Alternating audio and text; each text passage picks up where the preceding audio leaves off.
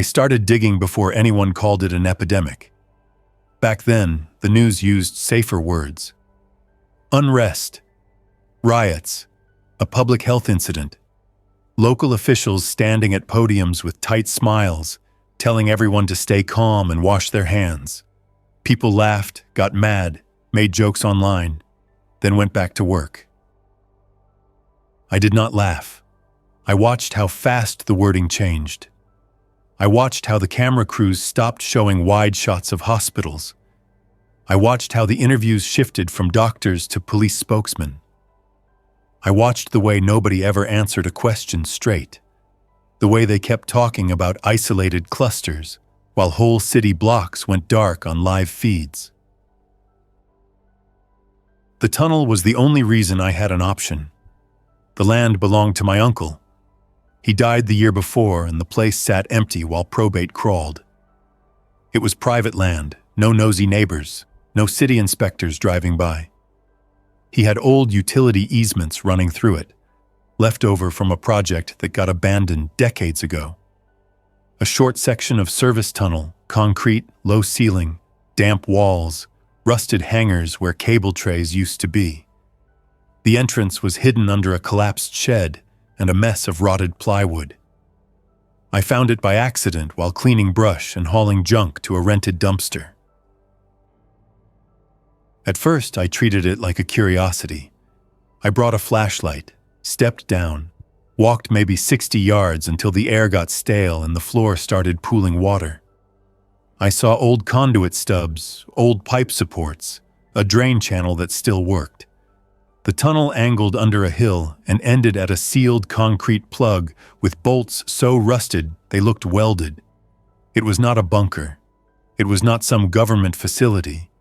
It was just forgotten infrastructure that nobody cared about anymore. I stood there for a long time, hearing only the drip of water and my boots scraping grit. That quiet felt useful, not comforting, useful. Quiet meant time. Quiet meant a place where a man could work without anyone noticing. I had done utility work in my 20s. Not glamorous. Small crews, long days, trench boxes, mud, the usual. Later, I bounced into general contracting, then into the kind of maintenance jobs people do when they want steady checks and fewer surprises. I knew enough to understand what the tunnel could handle and what it could not. I knew it was not safe to just start digging big rooms. I knew water was going to be a constant problem. I knew any air system would decide whether I lived or died. So I started slow, months before the panic hit my county. Every trip out there looked normal from the road. A pickup, a trailer, bags of gravel, stacks of lumber, buckets, a generator that only ran during midday, when chainsaws and brush cutters made noise anyway. If anyone asked, I was fixing up my uncle's place to sell. That was true enough. The surface stayed messy on purpose. I kept the property looking half abandoned. No new siding, no fresh paint. Nothing that made a passerby think, somebody is investing here. Inside the tunnel, I built small. I framed a platform first, pressure-treated wood on concrete blocks so nothing sat directly on the wet floor. I laid down thick rubber mats. I hauled in sealed bins, stacked them on shelves I bolted to the wall. I put a narrow cot down there, then replaced it with a simple bunk I built myself. Not for comfort, for space. I carved out a corner for food, a corner for tools, a corner for water, a corner for waste. I labeled everything with a marker because confusion gets people killed, even when there are no infected anywhere nearby. Power was the first real choice. I did not want anything that needed loud fuel runs every day. I also did not trust the grid. People always trust the grid until the day it stops. I ran a surface line at first, a heavy-duty cable from a little breaker panel in the shed. Ruins down through conduit. I kept it temporary. I built my real system around batteries and low draw lights. The surface power was only for charging and for tools. Inside, I worked with quiet lights, small fans, and a habit of turning things off the second I did not need them. Ventilation was the second choice, and it was the one that mattered most. I could not seal myself in a concrete tube and pretend I was smart. I needed fresh air from the surface, but I did not want a doorway. I wanted something a person could not crawl through. I dug 2 narrow shafts away from the tunnel entrance, both disguised as old irrigation standpipes. I used plastic pipe, buried deep, with grates that faced downward under a cap so rain and debris would not drop straight in. I packed the soil tight, planted scrub back over it, and made it look neglected. One intake, one exhaust, set far enough apart that the air would actually move. Inside, I ran ducting to a small box fan on a timer and a manual backup I could crank if the batteries died. I added filters, not fancy ones, just enough to block insects and dust. Then I added a secondary layer for smoke and stink, because smoke and stink travel and people follow them. Water took longer. The tunnel had seepage. Not a clean spring, not anything you would brag about, just steady damp and a shallow channel where it collected. I built a sump pit with a pump and a manual hand pump backup. I ran the water through filters, then boiled it when I had surface power, then stored it in food-grade barrels. I did not kid myself. I stored far more water than I wanted to carry. I made it my main workout. Carry, stack, repeat. The more the news got weird, the more water I hauled. Food was easier to stock than it was to ignore. I kept it plain. Canned goods, dry rice, beans, oats, powdered milk, cooking oil, salt, vitamins. Stuff that could sit. Stuff that did not need a freezer. I bought from different stores across different towns, so I did not look like a man preparing for the end of the world. I bought a little at a time and never on the same day each week. Paranoia is a word people use when they want to feel brave about being careless. I also set up a small grow shelf under lights.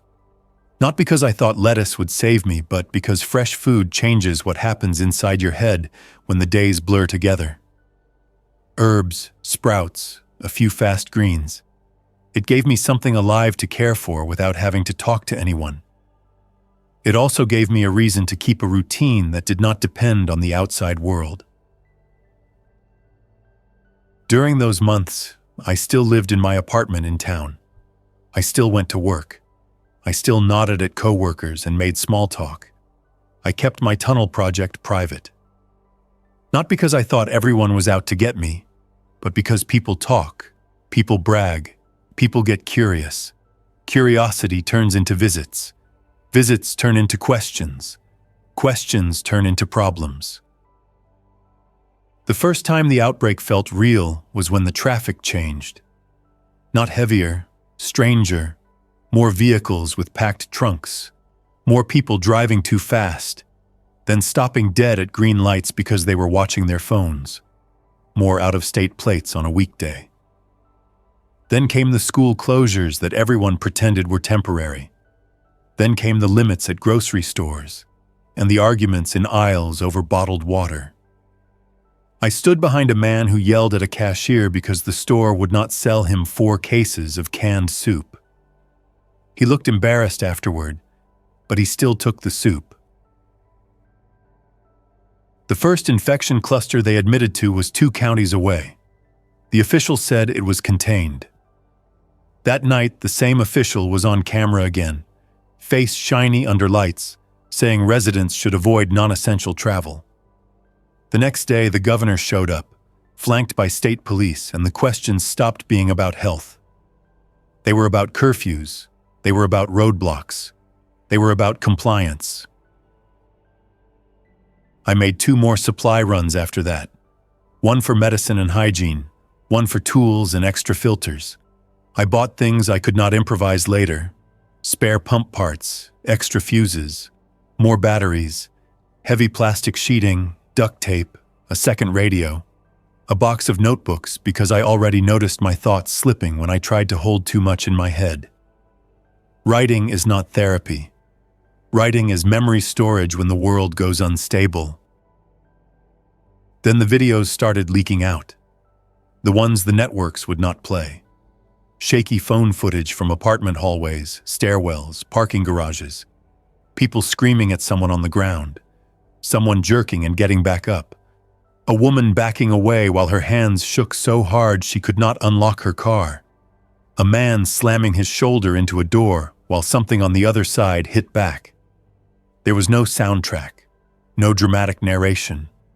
Just raw audio and panic, and the sound of a city turning into something else. I did not watch those videos twice. Once was enough. I drove to my uncle's land that same night and stayed there until dawn, working under a headlamp in the tunnel, tightening clamps, checking seals, moving supplies into the final layout. I kept stopping to listen, not because I heard anything, but because the habit of listening kept my hands steady. 2 days later, the first local case hit the news, then 3, then 15, and the number stopped being updated. The sheriff's department posted a message about staying indoors and avoiding unrest. Then the post disappeared. Then cell service got spotty. Then the power flickered twice in one evening. That is when I loaded my truck for the last time. I did not pack sentimental stuff. I packed practical, clothes that could layer, work boots, gloves, a sleeping bag, tools I trusted, the rest of my meds, a small stack of family photos anyway, because I am still a human being and not a machine, and I knew the underground was going to try to erase parts of me if I let it. I also brought a cheap digital recorder and a couple of spare memory cards, because my voice is faster than my handwriting when my hands are busy. The drive out felt normal until it didn't. 2 gas stations had lines into the road. A police cruiser sat sideways at an intersection by the highway on-ramp. A hand-painted sign on a church lawn said, "Pray and stay home."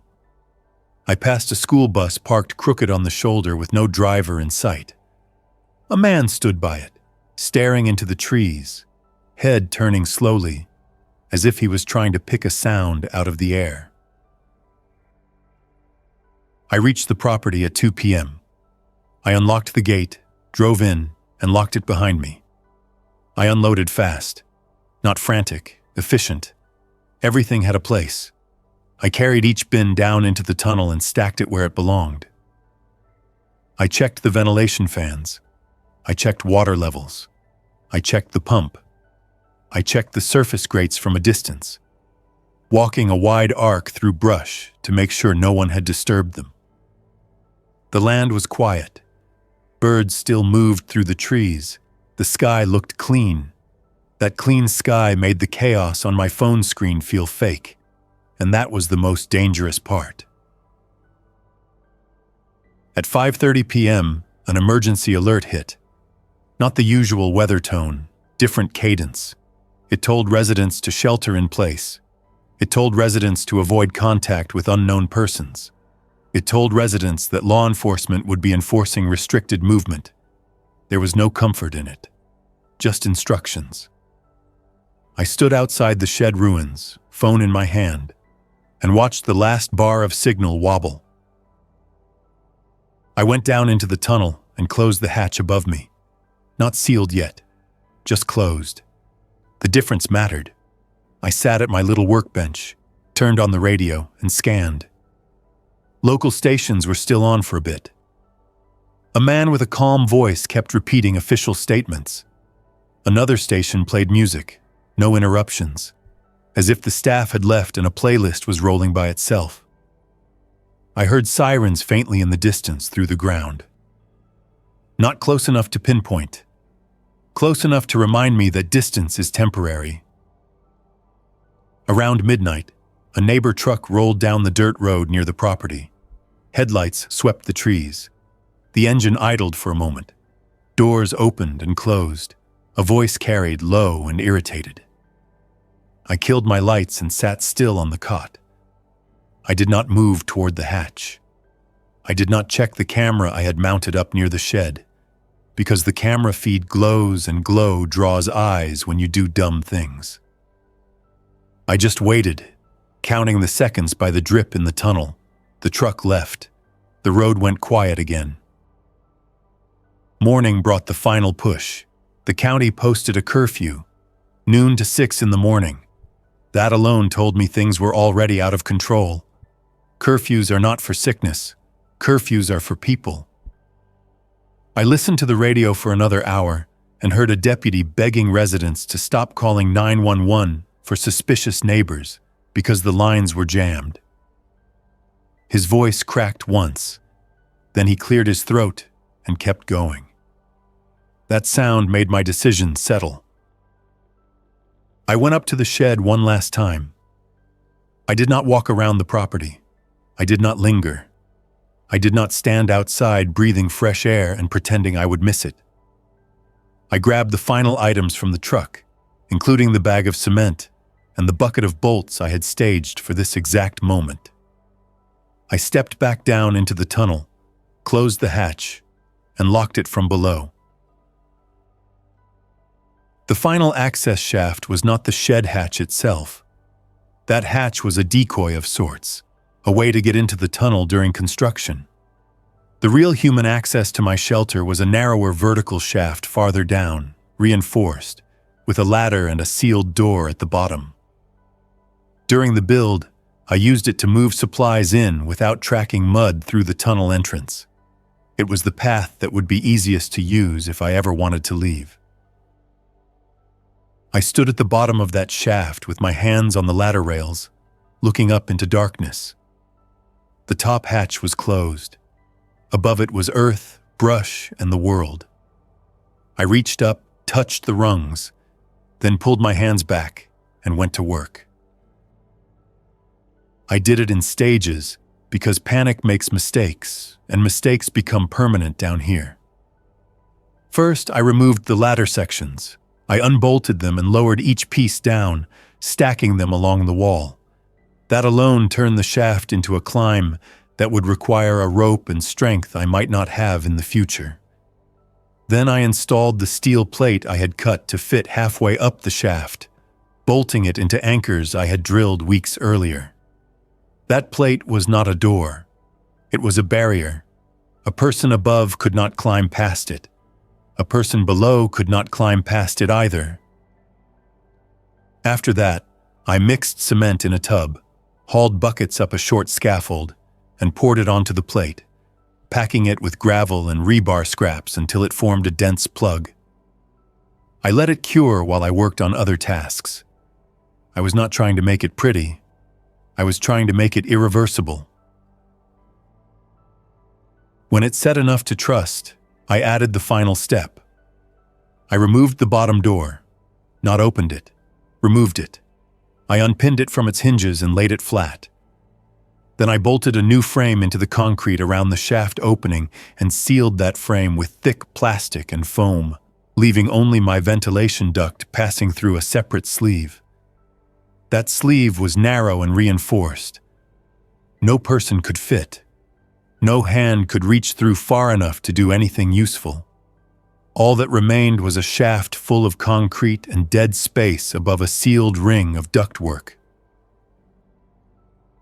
I sat on the floor afterward, wiped cement dust off my arms, and looked at what I had done.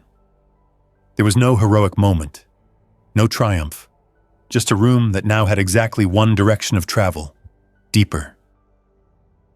The first day sealed in, I moved through a checklist so rigid it felt stupid. I inventoried food. I checked every water barrel cap. I labeled the day on a wall calendar I had taped above my workbench. I tested the fans. I listened for leaks.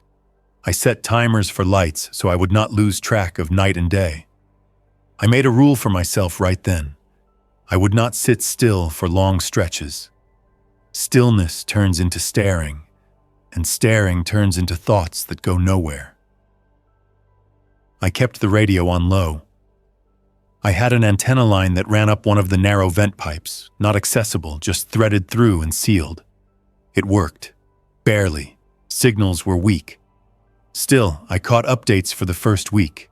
Restricted zones, National Guard deployments, temporary shelters, reports of violence at distribution points. Then came the word they avoided for too long. Infection. Not a cold, not a flu. Infection that changed behavior. Infection that spread through bites and blood contact. Infection that did not stop when the body should have stopped. The broadcasts never said zombie. Nobody official ever would. They called them aggressive infected. They called them hostile infected. They called them persons in altered states. All those phrases meant the same thing when you heard the details. People attacked. People kept attacking even after being shot. People got back up. The word for that did not matter. The behavior did. I heard the first nearby incident through my ground microphone, a cheap contact mic I had taped to a steel pipe support. It picked up vibrations. That afternoon, the mic caught a series of impacts, distant, irregular, then a low rumble that sounded like heavy vehicles passing on the county road. Later, I caught sharp cracks spaced too evenly to be fireworks. I turned the mic down and kept working, because staring at a speaker does nothing. On day 10, the power grid went down for the last time. I knew because the surface line voltage dropped to 0 and never returned. I was not depending on it, but losing it still changed the math. No more topping up batteries from the outside. No more quick tool runs. No more illusion that normal systems were still out there holding the ceiling up. I adjusted immediately. Lights stayed on the lowest setting. Fans ran on strict intervals. I cooked less and ate more cold food. I kept boiling water to a minimum and relied on filtration, saving heat for days when I really needed to sterilize tools or containers. I started tracking calories without getting obsessive, just enough to spot drift. If I started grabbing extra without noticing, the numbers would catch it. The air was the silent boss down here. You cannot argue with air. I watched the little meter I had, a basic air quality sensor that told me when carbon dioxide started climbing. I swapped absorbent material on schedule. I did not stretch it. I did not play games.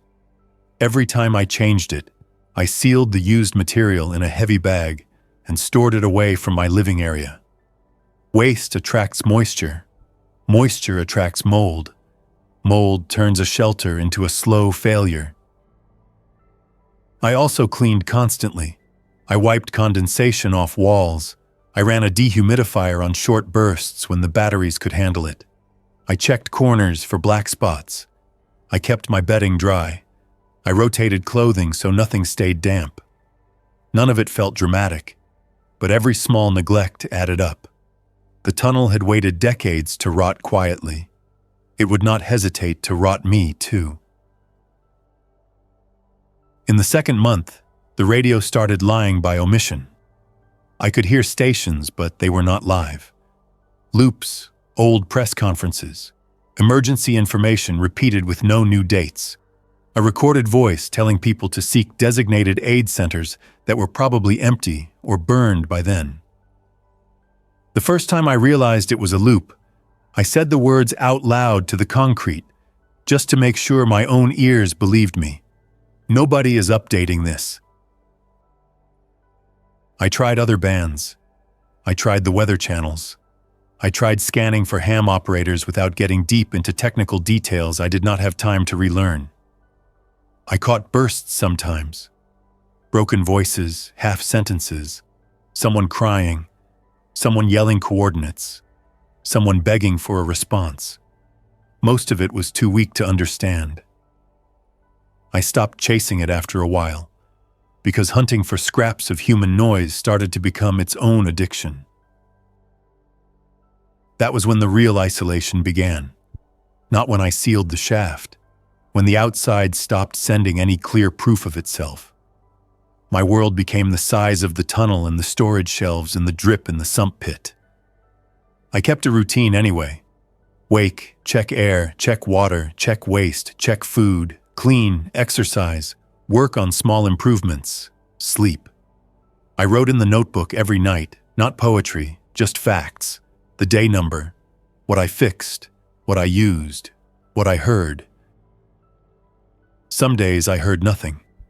Other days the ground carried enough sound to remind me the surface still existed.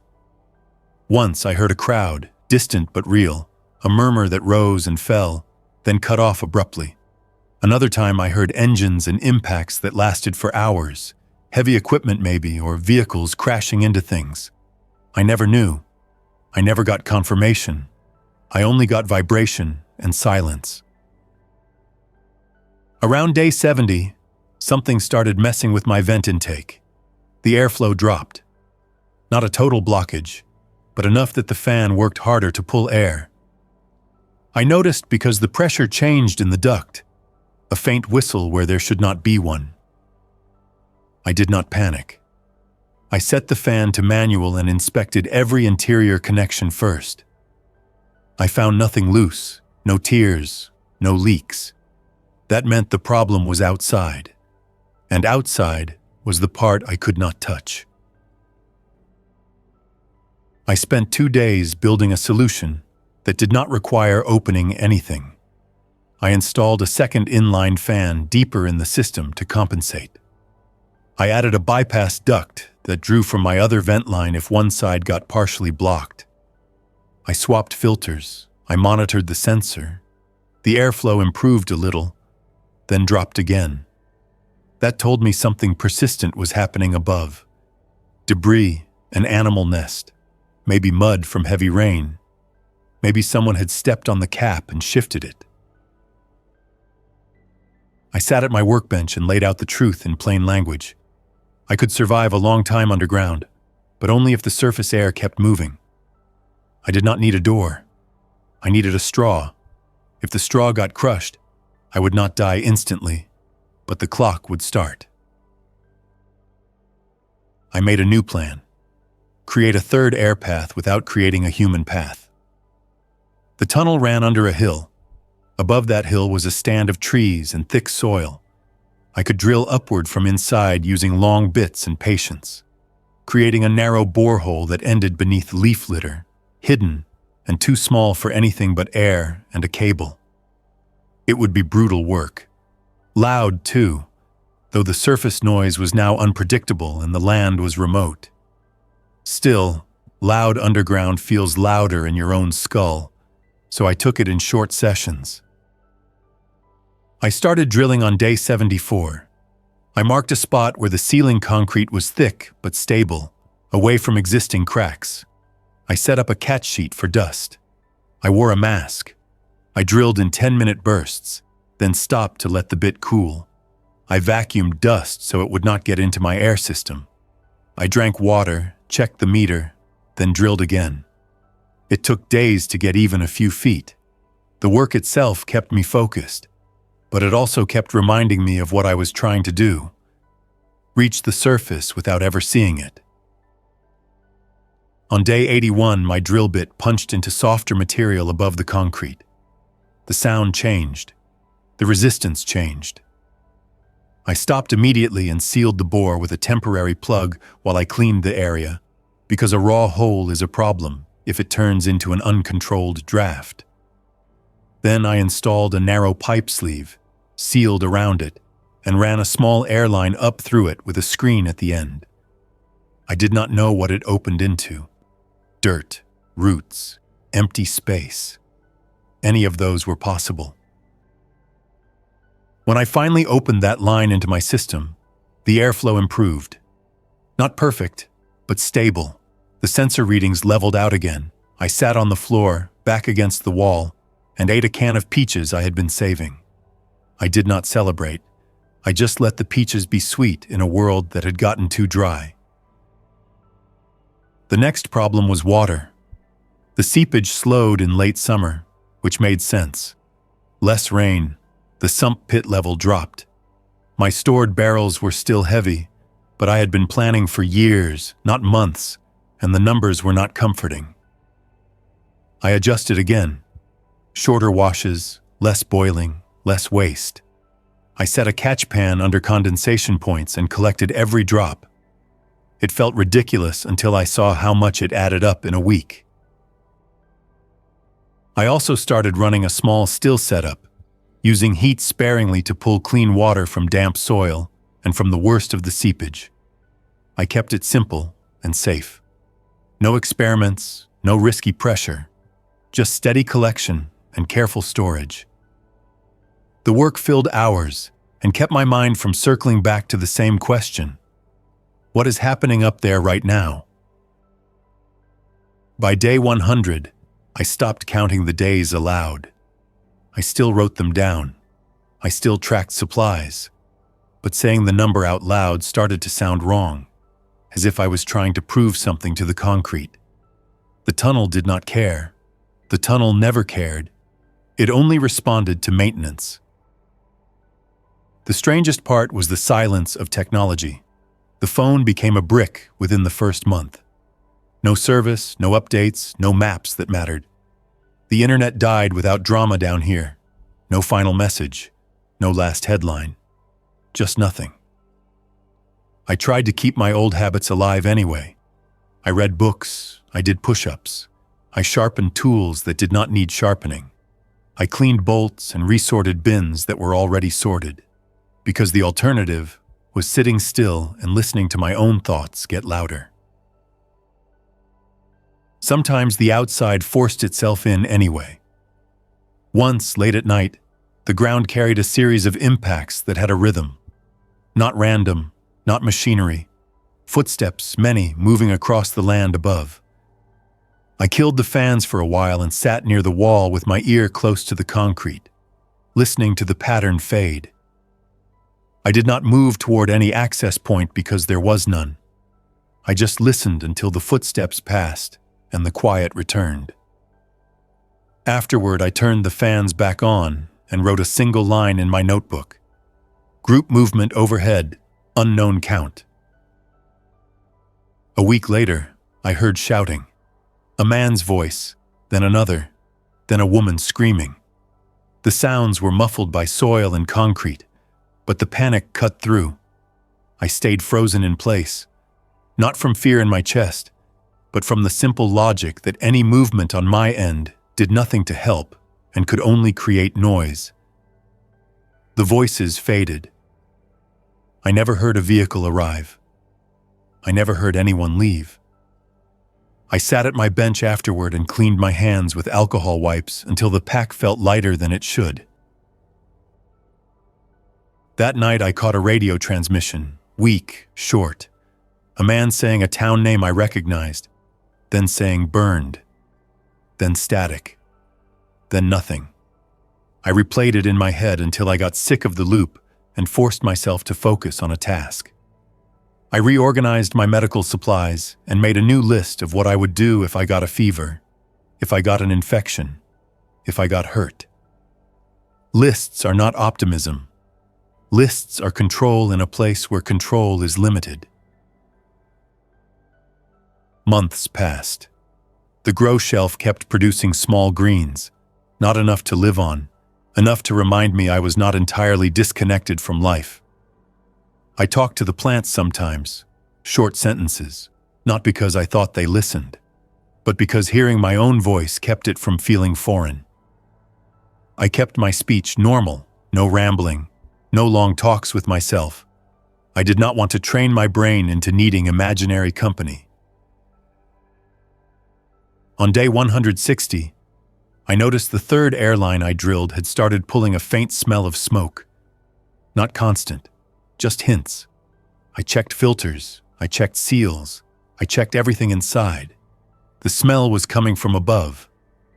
Somewhere on the surface, something was burning. Brush, a building, a vehicle. I had no way to know. Smoke particles showed up on the filter media within days. I swapped filters and added an extra layer. Smoke meant people or lightning. Lightning can start fires. But fire that lasts usually involves more than weather. Smoke also meant that breathing the outside air was becoming less safe, even through filters. I adjusted the fan schedule to reduce intake during the worst of it. I used more absorbent material for carbon dioxide control so I could cycle less air for a while. The math tightened again. I started thinking about surface habitability in a different way. Not just infected, not just violent people. Basic environment. Is the air clean? Is the water poisoned? Is there still a season cycle? Is there still rain, still birds, still anything normal?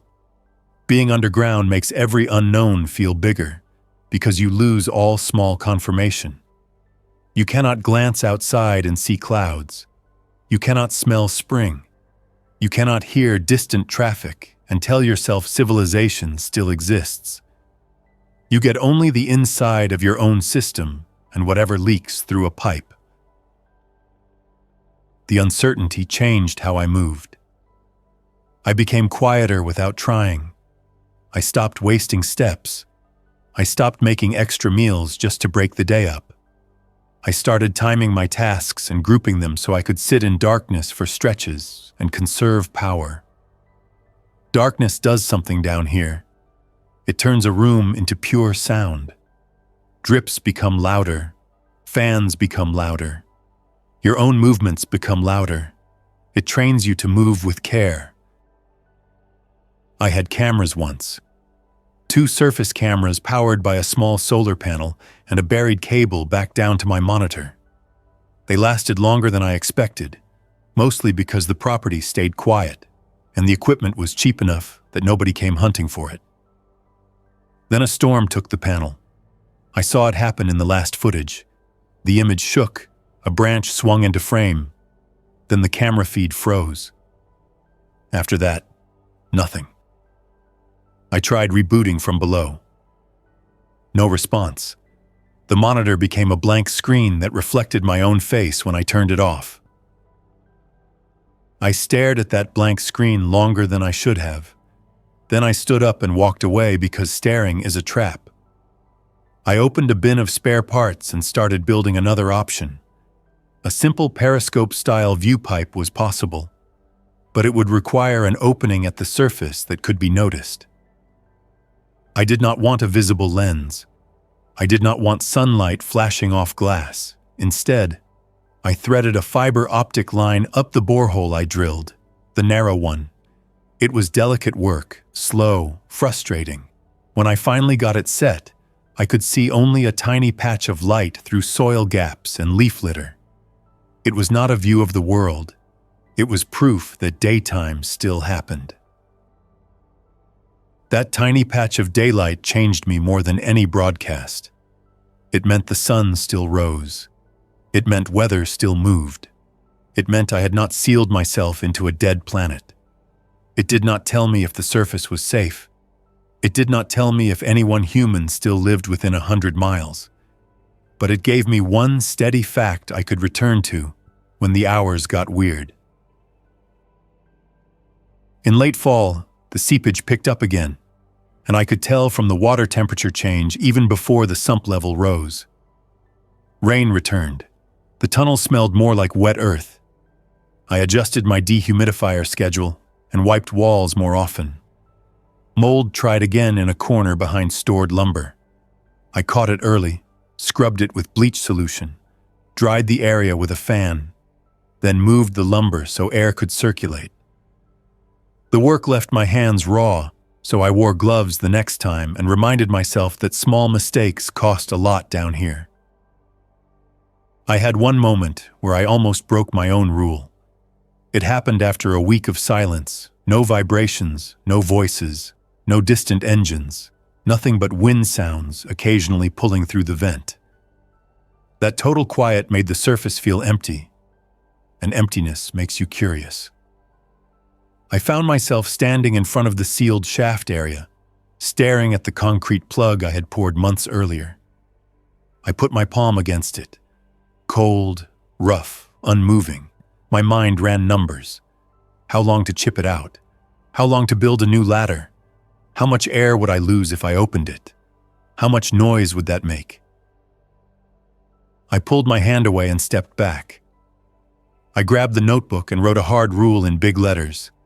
No forced exit without proof of survival conditions. Then I underlined it until the paper tore. I was not making a motivational quote. I was leaving myself a warning for the day I got desperate enough to argue with it. Winter came with no view of snow. Only colder water, colder concrete, and a slightly different sound in the vents. I wore more layers. I moved more to stay warm, but I did it through tasks, not pacing. I insulated the sleeping area better. I sealed small drafts. I kept my water barrels from freezing by moving them closer to the warmer interior section where the earth held steadier temperature. I did not run heaters much. Heat is comfort. Comfort tempts waste. One night I heard scratching in the new borehole line. Light, persistent. I shut off the fan and listened.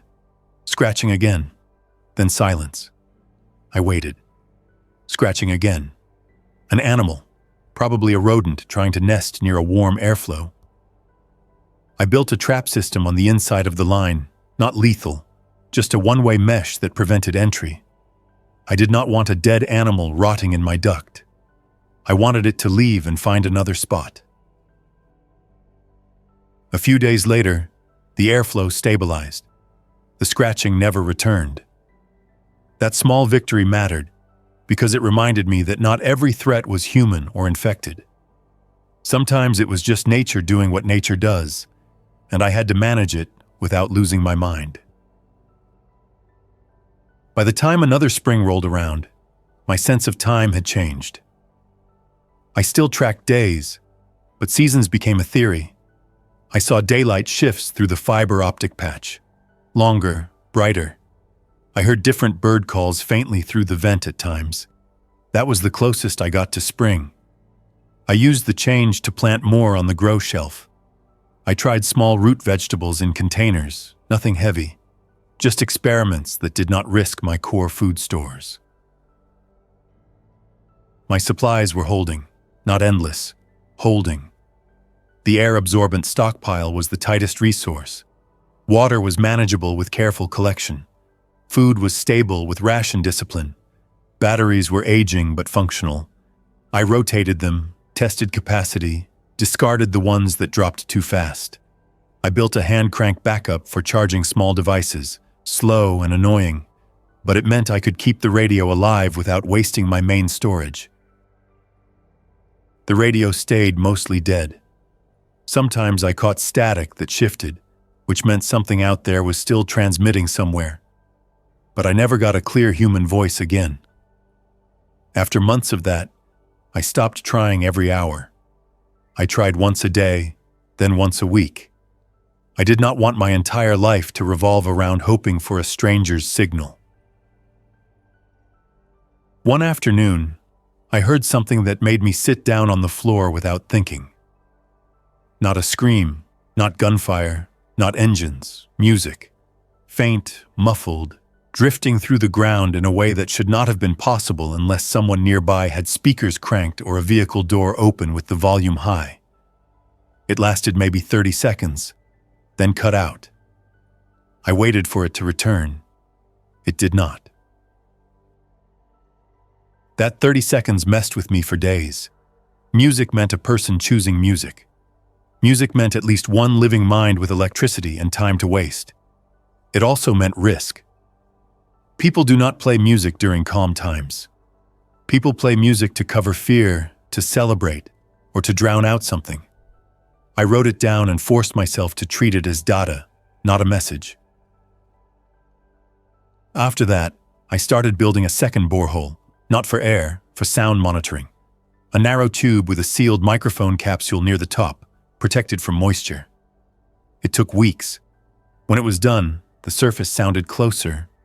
Not clear, but closer. Wind through brush, occasional distant thumps. A few times what could have been voices. I never got words I could trust. Still, it gave me a better sense of whether the area was empty or active. The first clear human moment came on a day when I was cleaning the water filters. I heard footsteps again through the monitoring line, and this time I heard a man speak. One sentence, muffled but recognizable as speech. He sounded tired. He sounded close. Then another voice answered. A woman. Then both voices moved away. No shouting, no panic, just people talking and moving. I sat there holding a wet filter element in my hands, dripping onto the floor, and I did nothing. I did not bang on pipes. I did not shout. I did not try to attract attention.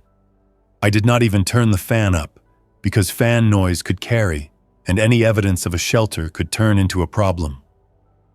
I finished cleaning the filter because stopping mid-task would turn that moment into chaos inside my head. That night, I wrote more than usual. I wrote the time. I wrote the direction the footsteps seemed to move based on vibration shifts. I wrote how long the voices lasted. Then I wrote a question I had been avoiding. If people are walking around up there, what kind of people are they? Survivors, looters, a patrol, a family? I had no answer. I only had proof that the surface still held humans. I did not sleep well, not from racing heart nonsense, but from the simple fact that my brain kept replaying the voices and trying to assign meaning. In the morning, I woke up and forced myself back into routine. Check air, check water, check waste, eat, work. Routine does not solve big questions, but it keeps you capable of dealing with them. Weeks passed. More foot traffic happened twice. Once I heard an infected too, based on the sound pattern and the way it slammed into something, then kept moving without the careful spacing of a human gait. It was distant. It passed. The humans did not follow it. Or if they did, I did not hear them. That told me the surface was not clean, not safe, not empty. That was the point where the shelter stopped feeling like a temporary hideout and started feeling like a choice with consequences. If I stayed, I risked slow system failure, one resource running out, one component breaking beyond repair. If I left, I risked the obvious. But it was not just risk of infection. It was risk of people seeing my supplies and deciding they belonged to someone else. It was risk of stepping into a world where rules had been rewritten by whoever had the most leverage. I looked at the concrete plug again. I looked at the sealed frame. I looked at the tools I had stored. I measured the thickness and made a plan that I did not execute. I marked cut lines. I staged pry bars and a sledge. Then I walked away and put the tools back, because planning is not the same as doing, and I was not ready to create a doorway that I could not close. Instead, I built an even smaller option, a surface cache. Not a shelter entrance, a cache. I ran a narrow tube up and out in a different spot, far from the original, and used it to push a sealed container into a shallow cavity I had drilled beneath roots. Inside the container, I placed basic supplies: water purification tablets, a small first aid kit, a compact radio, a few food bars, a knife, a lighter, a map printed on waterproof paper, and a note with one sentence: "If you found this, leave it unless you are desperate." I did not know who would ever read it. I did it anyway because it gave me a middle step between total isolation and full exposure. The work kept my hands busy for days. When I finished, I tested the system by pulling the container back down and checking the seal. It held. Then I pushed it back up and left it there, out of my sight, existing in the same world I had cut myself off from. After that, the shelter felt less fragile. Not safer, just less brittle in my mind. I had created one small bridge that did not require me to climb into daylight. I could leave help for someone without revealing myself. I could also retrieve those supplies later if I finally chose to dig out. The surface remained uncertain. I heard storms come and go. I heard more distant engines in late summer, fewer in fall. I heard gunshots once, far off. I heard a dog bark one night, close enough that I sat perfectly still and listened until the barking faded. A dog meant people or a pack. Either way, it meant movement and needs and hunger. One morning, my monitoring line carried something else. Birds, a lot of them, not just one call here and there. A whole burst of life. It lasted for hours. That day, the air coming in through the vent smelled clean. No smoke, no rot, just damp earth and plants. I sat at my bench and let the fan run longer, letting fresh air wash through the ducts and cycle out the stale pockets in corners. I did not decide to leave. I did not decide to stay forever either. I decided to keep surviving the way I had been surviving, with systems, with routine, with careful changes that did not gamble everything on one moment of courage or one moment of weakness. That night, I recorded my voice instead of writing. I spoke into the recorder in a steady tone, describing what the shelter was, how the shafts were sealed, where the vent lines ran, how the water system worked, and where the surface cache might be found if someone ever needed it. I did not do it for an audience. I did it because if something happens to me, the tunnel will keep existing, and the next person down here should not have to guess. When I finished recording, I turned off the main lights and left only a small lamp on. I checked the air meter one last time. Stable. I checked the water barrel nearest my sleeping area. Full enough. I checked the waste container seal. Tight. I laid down, not thinking about hero stories or endings, just thinking about the next list of tasks in the morning. Isolation did not save me in a clean way. It did not solve the world above.